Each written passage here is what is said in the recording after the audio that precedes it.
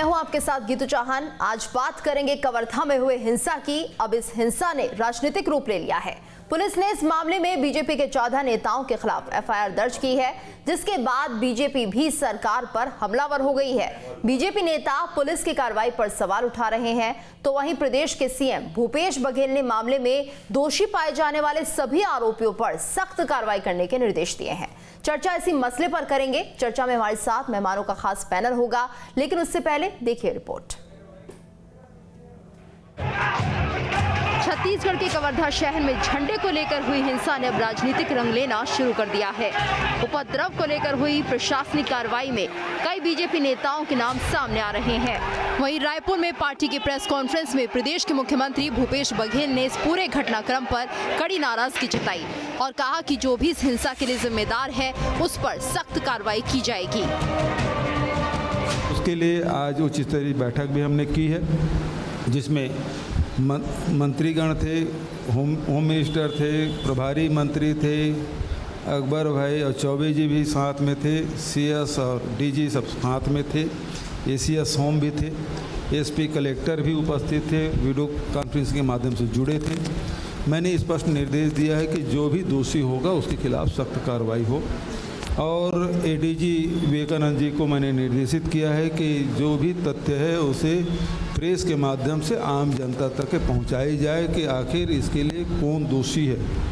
कोई भी जो इस घटनाक्रम के लिए जो दोषी है, चाहे किसी वर्ग के हो, कोई भी व्यक्ति हो, चाहे कुछ कितना भी ऊंचे पहुंच रखने वाला हो, वो जनता के भी सामने आना चाहिए और उसके खिलाफ सख्त कार्रवाई भी होना चाहिए। बघेल के इस बयान को पुलिस की कार्रवाई से जोड़कर देखा जा रहा है, जिसमें बीजेपी के कई बड़े नेताओं के खिलाफ एफआईआर दर्ज की गई है। पुलिस ने बीजेपी सांसद संतोष पांडे के खिलाफ दर्ज की एफआईआर। पूर्व सीएम डॉक्टर अमन सिंह के बेटे अभिषेक के खिलाफ भी एफआईआर दर्ज। बीजेपी के कुल 14 नेताओं के खिलाफ एफआईआर दर्ज। अशांति फैलाने और सरकारी संपत्ति को क्षति पहुंचाने का आरोप। अपने नेताओं के खिलाफ दर्ज हुए एफआईआर पर बीजेपी ने नाराजगी जताई है और पुलिस की कार्रवाई पर सवाल उठाए हैं।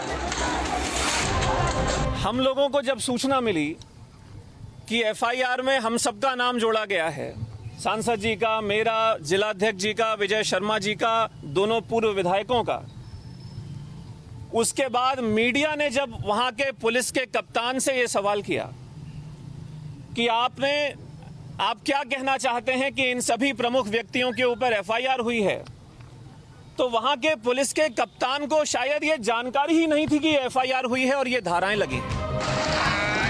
हिंसा कहीं भी हो, इसमें आम लोगों का भारी नुकसान होता है। ऐसे में इस गंभीर मसले पर सियासत होने से प्रदेश में शांति व्यवस्था बनाए रखना प्रशासन के लिए बड़ी चुनौती बन जाता है। फिलहाल छत्तीसगढ़ के 3 जिलों में इंटरनेट सेवाएं बंद हैं। कवर्धा में 3 दिनों से कर्फ्यू लगा हुआ है, लेकिन आगे ये सियासत क्या मोड़ लेती है, उस पर सबकी नजरें टिकी हुई हैं। Team news state. और इस वक्त हमारे साथ खास पैनल जुड़ चुका है मेहमानों का। हमारे साथ रामनिवास यादव हैं, एक्स डीजीपी हैं छत्तीसगढ़ के। इसके साथ साथ प्रवक्ता हैं कांग्रेस के सुरेंद्र वर्मा जी भी हमारे साथ जुड़े हुए हैं। आप सभी का स्वागत है। और पहला सवाल सुरेंद्र वर्मा जी से। सुरेंद्र जी, फिलहाल कवर्धा मामले पर किस तरह की कार्रवाई की जा रही है? क्या आरोपियों की धरपकड़ हो पाई है?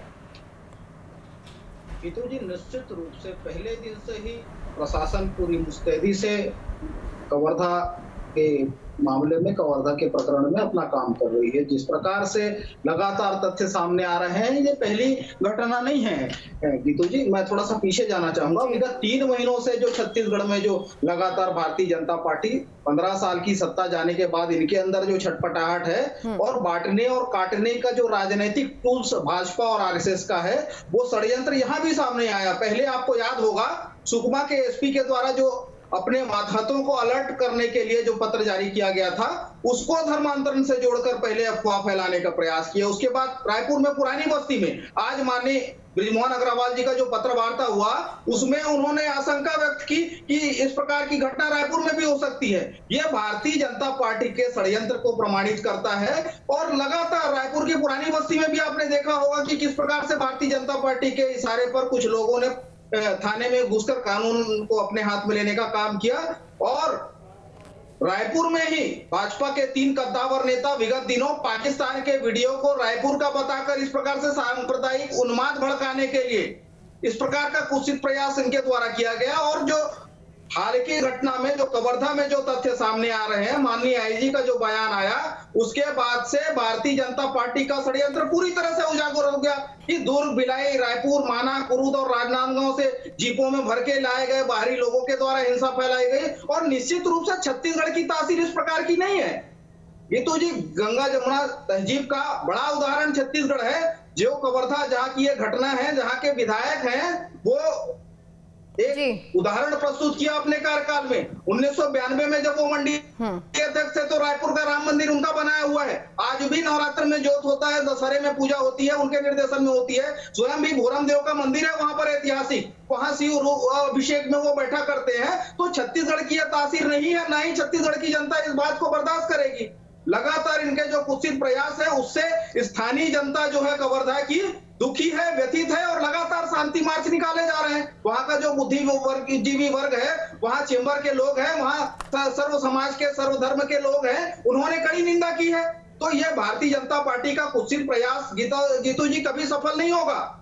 छत्तीसगढ़ की जनता जो है, छत्तीसगढ़ में इनके जो बांटने और काटने का जो सुशांत शुक्ला जी भी हमारे साथ जुड़ गए हैं, कभी सफल नहीं होगा। जी सुरेंद्र जी, सुशांत शुक्ला जी भी हमारे साथ जुड़ गए हैं, वरिष्ठ नेता है बीजेपी के। सुशांत जी, तो क्या कवर्धा में जो भी हुआ ये पूर्व नियोजित था और क्या ये पहले से ही तय था कि ऐसा कुछ होने वाला है? कितना बड़ा मामला हो जाता है, 2 पक्षों में विवाद होता है और ये मामला अभी शांत नहीं हो रहा है। मेरे साथी कांग्रेस के प्रवक्ता वर्मा जी की बातें सुन रहा था, बड़े अच्छा स्तुति गान कर रहे थे अपनी सरकार का। परंतु सत्य क्या है कवर्धा का, ये जानना बहुत जरूरी आपके चैनल के माध्यम जी। सत्य ये है कि एक वर्ग विशेष के विधायक जो वर्ग विशेष से आते हैं, जो वहां के स्थानीय विधायक और वर्तमान सरकार में वन मंत्री हैं, उनके संरक्षण में एक वर्ग विशेष के लोगों ने दूसरे बहुसंख्यक समाज को और उसकी धर्म के प्रति आस्था को टेढ़ा, जिसकी प्रतिक्रिया स्वरूप वहां हिंसा बदली। दूसरा पक्ष यह कि प्रशासन आके किसके दबाव में है? जिन लोगों ने शुरुआत की वहां पर सांप्रदायिक हिस्सा भड़काने की, उनके विरुद्ध कार्रवाई सुनिश्चित करने के बजाय कवर्धा के आम नागरिकों को दौड़ा दौड़ाकर पीटा गया, जिसके विरोध में भारतीय जनता पार्टी के वरिष्ठ नेताओं ने आपत्ति दर्ज की। तो परिणति ये हुई कि उनके विरुद्ध अपराध दर्ज कर दिए गए। परिणति ये हुई कि विधायक दल को कवर्धा में पीड़ित लोगों से मिलने नहीं दिया जा रहा है। और परिणति ये हुई कि पुलिस महानिरीक्षक जो एक आईजी होते हैं उस रेंज के, वो कांग्रेस के प्रवक्ता के रूप में एक राजनीतिक दल, जो मेरा राजनीतिक दल है भाजपा, उस पर आरोप लगाते हैं। मैं आपके माध्यम से चुनौती देता हूं अपने साथी वर्मा जी को कि आइए ना, कि जब छत्तीसगढ़ जल रहा है तो आपके मुख्यमंत्री दूसरे प्रदेश में जाके नीरो रूपी बंसी बजा रहे हैं। आखिर छत्तीसगढ़ के प्रति उनकी जिम्मेदारी कहां है? मैं पूछना चाहता हूं कि संबंधित दोषी पुलिस अधिकारियों के विरुद्ध कार्रवाई आज तक सुनिश्चित क्यों नहीं की गई, जिनके हिस्से में लाइन संभालने की जिम्मेदारी थी? मैं पूछना चाहता हूं आपके चैनल के माध्यम से, कैसी कौन सी बात थी कि 14 भारतीय जनता पार्टी के ऐसे पदाधिकारी जिन लोग मौके पर मौजूद नहीं थे वहां पर, उनके विरुद्ध हिंसा में शामिल होने का अपराध दर्ज करके बदलापुर की राजनीति करने की ऐसी क्या जरूरत है माननीय मुख्यमंत्री और मोहम्मद अकबर के पक्ष में जाती है, जिन्होंने बदलापुर की राजनीति को सुनियोजित ढंग से कवर्धा में लागू किया? मैं पूछना चाहता हूं कि ऐसी हिंसा करने वाले दूसरे धर्मावलंबियों को विरुद्ध आज दिनांक तक कार्रवाई क्यों सुनिश्चित नहीं की गई? सुरेंद्र जी, आप इन सवालों के जवाब जरूर दीजिएगा, लेकिन उससे पहले मैं रुक कर रही हूँ रामनिवास जी का, जो कि एक्स डीजीपी रहे हैं। रामनिवास जी, एक बहुत बड़ा सवाल ये है कि कवर्धा में कहीं ना कहीं प्रशासन की चूक देखने को मिली है। अगर इतने लोग कहीं शामिल होते हैं, कुछ काम कर रहे होते हैं और जिस तरह से झंडा फहराने को लेकर ये पूरा विवाद हुआ है, तो कहीं ना कहीं प्रशासन की चूक तो यहाँ पर देखने को मिली है, क्योंकि उतना पुलिस बल शायद यहाँ पर मौजूद नहीं था या प्रशासन की तरफ से उतनी मुस्तैदी नहीं दिखाई गई जितनी होनी चाहिए थी।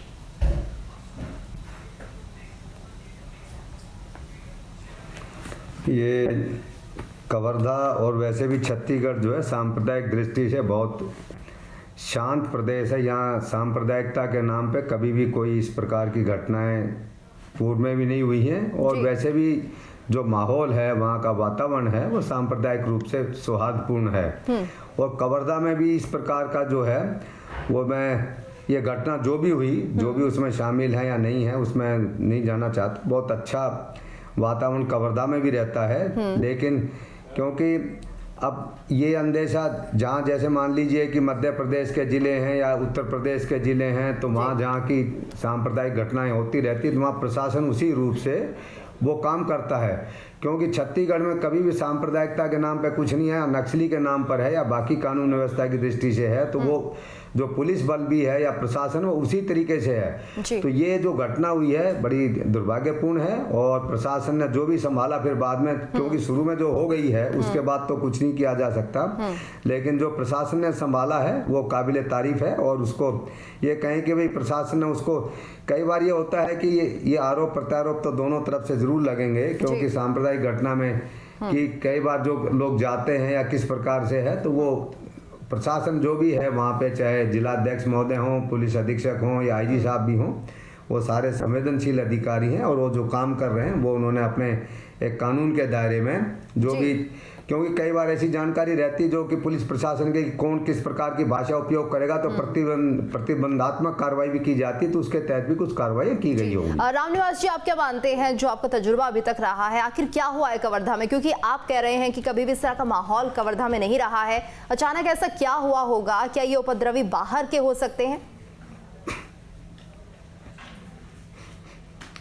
नहीं, उपद्रवी बाहर से नहीं, कोई ऐसा वहाँ पे कभी भी माहौल नहीं है, ना उपद्रवी बाहर से होंगे, क्योंकि बाहर से भी कई बार जैसे, क्योंकि आवागमन के साधन जरूर हैं आजकल, जो एक सोशल मीडिया है और डिजिटल मीडिया है, उससे कोई भी घटना जो बहुत जल्दी प्रसारित हो जाती है, लेकिन वहाँ की जनता जो है बहुत शांतिपूर्ण जनता है, छत्तीसगढ़ की जनता भी बहुत शांतिपूर्ण में।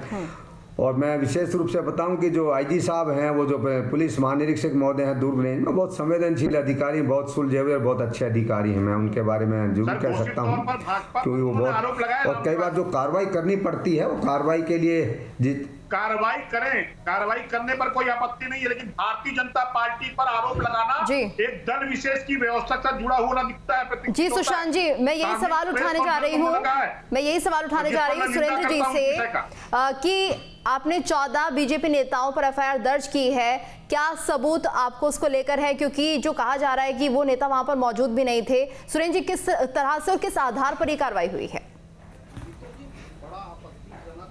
यह है कि संवैधानिक पद पर बैठे हुए व्यक्ति जो सांसद हैं और जो पूर्व सांसद हैं, पूर्व मुख्यमंत्री के पुत्र हैं, उनकी संलिप्तता सामने आ रही है। पूरे दावे के साथ जवाब दीजिए, एफआईआर आपने घटना स्थल पर मौजूद होने पर किया है कि संलिप्तता के आधार पर किया? आप सिद्ध कीजिए आप अपने चैनल पर। आप सरकार सत्ता दल को तार करने वाले, सुन लीजिए, नीतू जी चुप कराइए इनको।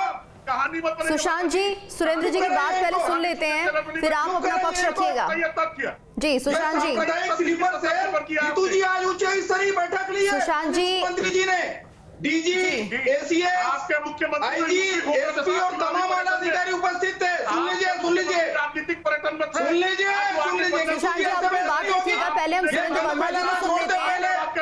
ये आरएसएस और भाजपा के सांप्रदायिक स्लीपर सेल सत्ता जाने की झटपटाहट इतनी है, ये बांटने पहले आप सुरेंद्र वर्मा जी को सुन लीजिए, क्योंकि ऐसे कुछ समझ नहीं आएगा, कोई निष्कर्ष नहीं निकलेगा इस डिबेट का।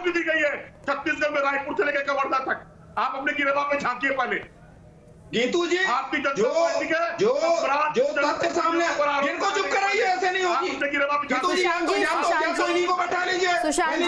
पहले हम सुरेंद्र वर्मा जी की बात सुन लेते हैं, आप अपना पक्ष रखिएगा, आपको पूरा समय दिया जाएगा। पहले जी नहीं, आप बिल्कुल आप विरोध कीजिए अगर आपको कोई बात गलत लगती है, लेकिन पहले हम सुरेंद्र वर्मा जी को सुनेंगे, उनका पक्ष भी हम जानना चाहेंगे।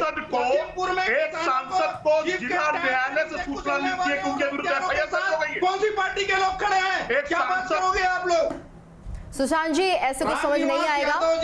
वरिष्ठ सुरेंद्र जी, प्रशासनिक सेवा में लंबा अनुभव रहा है, बहुत सही कहा इन्होंने भाजपा को आईना जो दिखाया, तो इनकी यही तकलीफ है, जो आरएसएस और भाजपा को आईना दिखाया तो इनको पीड़ा होती है। गीतू जी, ये तथ्य सामने आ रहे हैं कि स्थानीय लोगों की संलिप्तता नहीं थी, भारतीय जनता पार्टी, आरएसएस और उनके अनुसांगिक संगठनों के भड़कावे पे बाहर से लोग बुलाए थे, जो दंगाई चिन्हित किए जा रहे हैं। जो 69 गिरफ्तारियां कल हुई थी, उनमें भी बड़ी संख्या में बाहर के लोग हैं और किसी को नहीं बख्शा जाएगा। माननीय मुख्यमंत्री जी ने आज स्पष्ट निर्देश दिया है कि जो भी अपडेट हो वो मीडिया के सामने रखे जाए। जनता को, छत्तीसगढ़ की जनता को अधिकार है सच्चाई जानने का। ये भाजपा के जो लोग जो गुप्त प्रयास कर रहे हैं, छत्तीसगढ़ के सांप्रदायिक सौहार्द को बिगाड़ रहे हैं, ये बेनकाब होने लगे हैं। जब कार्रवाइयां हो रही है, जब वीडियो फुटेज सामने आ रहे हैं, तो भारतीय जनता पार्टी के चेहरे से नकाब उतर रहा है।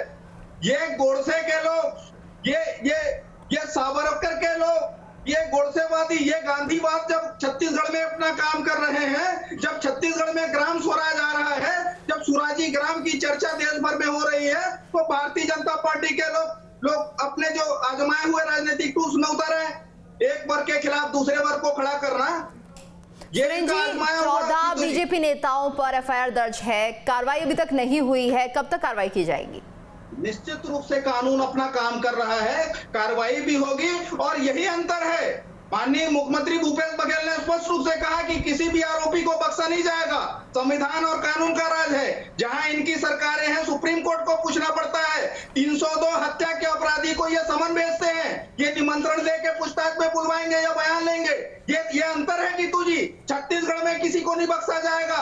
यहाँ का सामाजिक और धार्मिक सौहार्द है, यही छत्तीसगढ़ की व्यवस्था है, ये छत्तीसगढ़ की विशेषता है। शांति का टापू रहा है नीतू जी छत्तीसगढ़ शुरू से ही। ये भारतीय जनता पार्टी के नेता अपना कुत्सित प्रयास जो ये कर रहे हैं, ये कभी कामयाब नहीं होगी। किसी भी आरोपी को नहीं बख्शा जाएगा। रामनिवास जी भी हमारे साथ जुड़े हुए हैं। रामनिवास जी, अब जो हालात बने हुए हैं, ऐसे हालातों में फिलहाल किस तरह से प्रशासन को, सरकार को कदम उठाने चाहिए? क्योंकि बहुत ज्यादा जरूरी हो जाता है कि जब हालात इतने तनावपूर्ण हैं तो शांति बरकरार रखी जाए। ऐसे में किस तरह से इस माहौल को शांत किया जाएगा? ये देखिए कि जो वहाँ का प्रशासन है वो बिल्कुल जो भी कार्रवाई कर रहा है, क्योंकि मैं यहाँ से बैठ के दूर से और कोई उनको उस प्रकार के कि क्या करना चाहिए क्या नहीं, मेरा तो ये है क्योंकि वो उन अधिकारियों ने मेरे साथ भी काम किया है, बहुत सक्षम अधिकारी हैं और बहुत अच्छे अधिकारी हैं। तो जो भी वो निर्णय लेंगे, चाहे मौके का निर्णय हो और वो उनके जो वैसे निर्णय हैं, तो वो अपने कानून के दायरे में जो भी निर्णय लेंगे वो जरूर ठीक ठाक है और वहाँ पे बहुत जल्दी ही शांति व्यवस्था कायम होगी, ऐसा मेरा विश्वास है। बिल्कुल रामनिवास जी, और जो इस तरह के मामले सामने आते हैं, सवाल यही है क्या ये सब जो वारदातें होती हैं, क्या ये जानबूझकर सुनियोजित तरीके से होती हैं, ऐसा आप मानते हैं? देखिए, ये जो कार्रवाइयाँ हैं क्योंकि कुछ जगह तो ऐसा भी है कि चाहे पूरे देश का ले लें चाहे विदेशों का भी ले लें कि कुछ तो सुनियोजित रहती हैं, लेकिन और उसी का काम है कि जो वहाँ की स्थानीय पुलिस है या स्थानीय अधिकारी हैं, वो उनके पास क्या जानकारी है, किस प्रकार की वो उनके पास इंटेलिजेंस है, वो उसी के आधार पर अपनी कार्रवाई करते हैं। तो और दूर से हम लोग बैठ के ये नहीं कह सकते कि आज उनके पास क्या जानकारी आई, क्योंकि जब जो आदमी वहाँ फील्ड में रहता है, मौके पर रहता है, फिर वो जो लगातार संपर्क में रहता है, उनके पास सतत जानकारियाँ हैं, तो उसी के आधार पर कार्रवाई करते हैं जी। और उन्होंने जो भी है, क्योंकि वहाँ के छत्तीसगढ़ का प्रशासन सक्षम प्रशासन जी, जैसे ये कहा गया है कि भाई कोई भी मीडिया के सामने की पारदर्शिता के साथ अपना कार्रवाई, जो प्रशासन है मीडिया के सामने पारदर्शिता के साथ कार्रवाई को बताएगा, तो मुझे नहीं लगता कि इसमें किसी प्रकार की कोई दिक्कत किसी के लिए रही होगी। जी सुरेंद्र जी, अगर हम बात करें कार्रवाई को लेकर, तो कुछ ऐसे उपद्रवी भी थे जिन्होंने जमकर वहां पर उत्पात मचाया, तोड़फोड़ की गई, आगजनी की गई। ऐसे लोगों पर क्या पुलिस ने कार्रवाई कर ली है? क्या किसी की गिरफ्तारी हुई है अभी तक? निश्चित रूप से गीतू जी, कल तक 69 गिरफ्तारियां हुई थी। नामजद जो नाम सामने आ रहे हैं उनको लगातार उन पर कार्रवाई की जा रही है। पहले मैं स्पष्ट करना चाहूंगा, पहले दिन की जो घटना में जो 5-6 लोगों के खिलाफ जो आपसी विवाद हुआ था, मारपीट की घटना हुई थी, उसमें 6 लोगों की गिरफ्तारी तो पहले दिन हो गई थी। फिर वहां क्षेत्र में 144 लगा दिया गया था। लेकिन भारतीय जनता पार्टी जिस मौके की तलाश में थी, लगातार ये धर्मांतरण का झूठा माहौल बना रहे थे और इस प्रकार से उन्माद फैलाने के षड्यंत्र लगातार इनके द्वारा कारित किया जा रहा था। 144 लगने के बाद भी शांति मार्च की अनुमति लेकर जिम्मेदार पद पर बैठे हुए भारतीय जनता पार्टी के लोग इस प्रकार से बाहर से लोगों को जीप में भर भर के बुलाते हैं और माहौल खराब करते हैं तो पूरी जिम्मेदारी इनकी है। और निश्चित रूप से संविधान और कानून से बढ़कर कोई नहीं है। बड़ा लंबा प्रशासनिक अनुभव रहा है, पूरा सम्मान करता हूं। पूर्व डीजीपी साहब ने जो बताया वो निश्चित रूप से हकीकत वही है, सच्चाई वही है। ये सत्ता के भूख में इस कदर बेचैन है कि बांटने और काटने का कुत्सित प्रयास इनकी जो मंशा है वो छत्तीसगढ़ में कभी पूरी नहीं होने वाली। जो भारतीय जनता पार्टी के लोग जो कुत्सित प्रयास कर रहे हैं गीतू जी, कभी कामयाब नहीं होगा। निश्चित रूप से जो वहां के एडीजी हैं विवेकानंद सिन्हा जी ने कल भी वो एक बयान जारी करके बताया था कि किस प्रकार से बाहर के लोगों को इस प्रकार दंगा भड़काने के लिए, एक वर्ग के खिलाफ खड़ा करने के लिए बाहर से बुलाया गया था। जो स्थानीय लोग हैं जो कवर्धा के, आज भी कवर्धा शांत है, स्थिति पूरी तरह से नियंत्रण में है प्रशासन के। वहां के स्थानीय लोग, वहां के अलग अलग धर्म के लोग, वहां के चेंबर के लोग और तमाम जो वहां के स्थानीय लोग हैं वो शांति की अपील कर रहे हैं बार बार। जो आपस में वो मिलजुल कर रहते आए हैं और आगे भी रहते रहेंगे। ये जो पूरा बवंडर हुआ है, ये जो पूरा नफरत फैलाने का जो कुत्सित प्रयास है, ये प्रायोजित है और आने वाले दिनों में ये पूरी स्टोरी सामने आएगी। फिलहाल जो तथ्य सामने आ रहे हैं उसमें भारतीय जनता पार्टी के नेताओं का इन्वॉल्वमेंट। सुरेंद्र जी, क्या राजनीतिक लाभ बीजेपी को मिल सकता है इससे? क्योंकि आप जिस तरह से कह रहे हैं पूरा दंगा ही ये बीजेपी का प्रायोजित था और बीजेपी इसके पीछे है, कितना लाभ मिलेगा? गीतू जी चाहते तो ये यही है, क्योंकि ये 15 साल के कुशासन के बाद और जिस प्रकार से 3.25 साल से भूपेश बघेल सरकार काम कर रही है, ये मुद्दाविहीन हो गए हैं। ये आपने भी देखा होगा, बस्तर में ये प्रयास किए, फिर इनकी प्रभारी वो थूक के बहाने की बात करती है, फिर ये लगातार ये अपने वादा खिलाफी और केंद्र की मोदी सरकार की नाकामी के चलते लगातार नकारे गए हैं और ये मुद्दाविहीन हो गए हैं। तो इनको आखिर में जब भी भाजपा और आरएसएस ऐसे मुद्दों के अकाल के दौर से गुजरती है तो एक ही इनका आजमाया मुद्दा है कि एक वर्ग को दूसरे वर्ग के खिलाफ, भाई को भाई के खिलाफ खड़ा करो। और आज छत्तीसगढ़ में ये इसी प्रयास में है। इनका कुत्सित प्रयास कभी कामयाब नहीं होगा। ये चाहते हैं कि लोग इनके भड़कावे में आए, लेकिन ये जो इनका जो प्रयास है, इनका जो षड्यंत्र है, ये उजागर हो गया है। लोग इनको पहचान चुके हैं, तो ये कामयाब नहीं होंगे। मेरा निवेदन है वहां के लोगों से, वहां के नागरिकों से कि इस प्रकार के किसी भी बहकावे में ना आए। छत्तीसगढ़ की ये संस्कृति नहीं रही है और छत्तीसगढ़ में जो माहौल है वो इनके। सुरेंद्र जी, फिलहाल किस तरह से शांति व्यवस्था बनाई गई है अभी की अगर हम बात करें तो? वहां लगातार वार्ड स्तर पर कमेटियां बनाई गई है गीतू जी। वहां बैठकें हो रही है शांति समिति की। सभी धर्म के, सभी समाज के, सभी वर्ग के चेंबर का सहयोग लिया जा रहा है। जो स्थानीय जो सामाजिक कार्यकर्ता हैं उनका सहयोग लिया जा रहा है। आपस में बैठ के ये माना जाए कि कवर्धा के दोषियों को जल्द पकड़ा जाएगा और फिलहाल जो माहौल है वो कहीं ना कहीं शांति व्यवस्था बनाने की पूरी कोशिश की जा रही है प्रदेश सरकार की तरफ से। उम्मीद करते हैं कि अभी वहां शांति बनी रहे। बहुत बहुत शुक्रिया आपका हमारे साथ इस चर्चा में जुड़ने के लिए। और इसी के साथ इस खास पेशकश में इतना ही।